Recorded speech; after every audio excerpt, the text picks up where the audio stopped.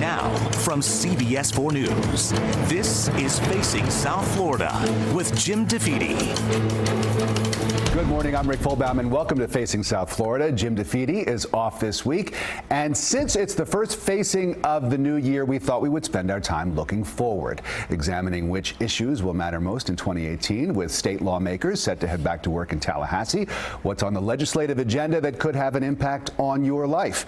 And then later on, we'll look ahead at this year's midterm elections, as well as the races that will see Senator Bill Nelson try to win another term in the Senate, and an open contest to replace Governor Rick Scott, who cannot run again because of term limits. But first, Tallahassee, which this past week saw its first snowfall in decades, and while it may be chilly in the state capital, things will be heating up very soon. Ani Thierry Flores is a Republican member of the Florida Senate. She represents the 39th district, which includes Monroe County and parts of southern and western Miami-Dade County. Senator Flores has served in the state Senate since 2010 and was a member of the Florida House prior to that. Welcome to you. Thank you. And Chevron Jones is here as well. He's a Democrat, current member of the Florida House of Representatives, representing the 101st District, which includes southeastern Broward County. Representative Jones has served his constituents since 2012. Happy New Year, and welcome to you both. Thank you. Thanks very much for being here.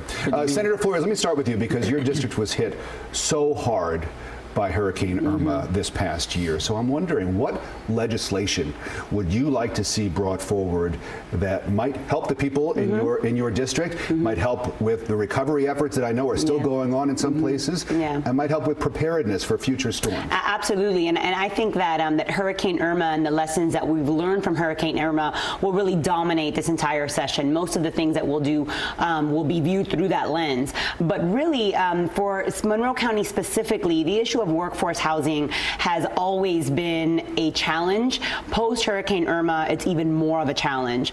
And so what we've seen is that the governor has already proposed $20 million specifically for Monroe County for affordable housing.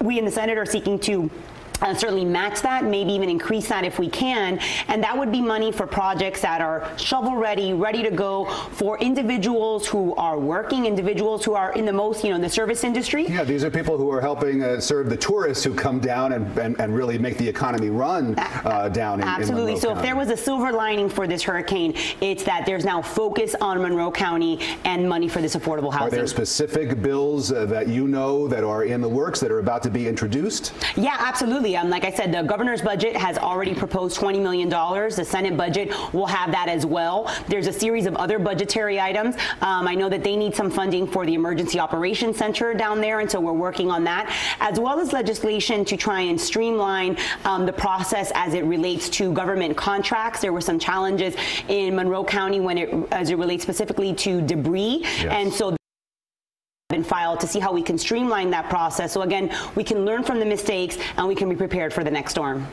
Representative Jones, I know that you have introduced a bill in the House, HB 181. This is called the Sunshine Scholarship Program. Briefly tell us about the bill and what its prospects are. Thank you, Rick. Looking at a high quality higher education and trying to put good energy into our Florida's workforce, we put forth the Sunshine State Scholarship.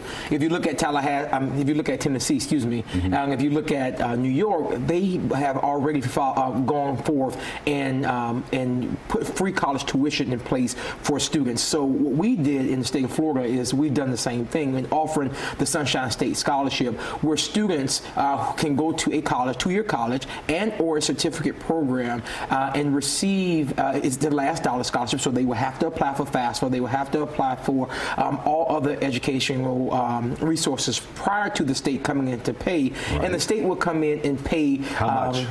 Whatever that last dollar is, the state will come and pay the balance of that. There is bipartisan support. There's bipartisan support. There's so on both sides. I think the governor understands, the speaker understands, and the members understand the importance of this happening. Senator Flores, I know you're also focused on education and funding for students at all levels.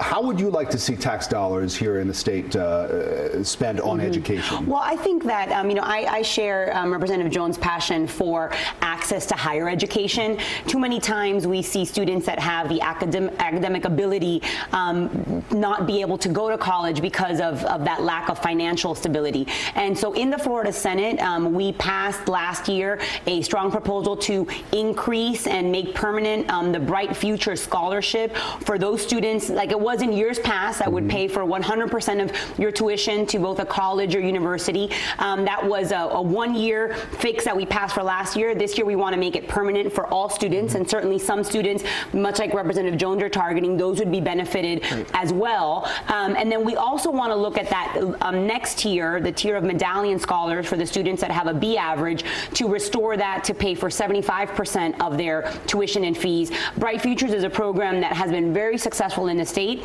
Unfortunately, for the last couple of years, we've had to reduce the amount of funding because of some budgetary needs, but now we have a renewed focus both from the House, the Senate, and the governor to put funding into higher education and specifically for scholarships. And I think that if we do all of those things, that will really have a generational and lasting impact for Florida students. Let's stay with education for a moment, because I'm getting the sense that this is going to be a big focus this legislative session. The Hope Scholarship, this deals with kids who are bullied in public schools, and I know you have you support that as well, right? No, not some concerns. I have some concerns. I have some concerns. What are your concerns with the Hope Scholarship? So here's my thing with the Hope Scholarship is that if we're going to deal with bullying, then I think we need to deal with the bullying in schools. But when we say that we're going to deal with bullying and we then say that we're going to give a tax credit scholarship to the parents so they can put their children into a private school, I don't think we're attacking the issue of bullying. If we want to attack the issue of bullying, I think that's what we need to put the resources inside our schools to be able to do that.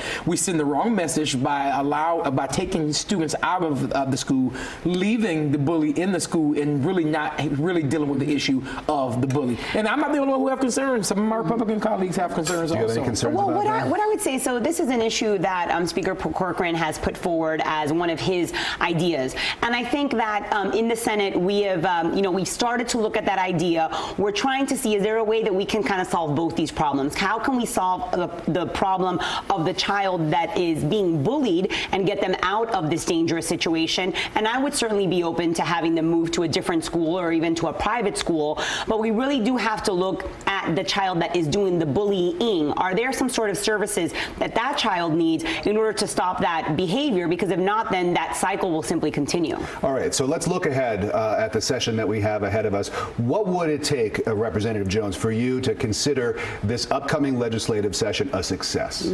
That's a very good question. And I would say that all of us coming to sit at the table, that what we cannot do and we can't continue to do is everyone go to sit on their separate sides, because the people are not there. The people are in the middle. And I think we need to come to the table and put where our future aspirations are aside and say, listen, what's best for the people of Florida? Come to the table and let's work this out as Democrat and Republican and as people of the state of Florida, for the 20 million people in the state of Florida. Same question to you. Yeah, well, I would say first and foremost that we finish session on time. I think that's always a success. But there are some other issues that are very important to the state, not just budgetary, the hurricane issues, of course, but we're still dealing with this very serious opioid crisis that has hit people very hard across the state of Florida, where every day people are dying because of addiction and overdoses to opioids. And so we'll be proposing a significant amount of money in the tens of millions of dollars to be able to focus on treatment that we know works for people who are addicted to opioids, so that hopefully we can reverse this trend that unfortunately is taking too many Floridians. State Senator Aniteri Flores and State Rep Chevron Jones, thank you both for coming in. Pleasure to talk with you. Coming up next, Florida voters will have a lot of decisions to make in this new year, and we'll talk about the midterms,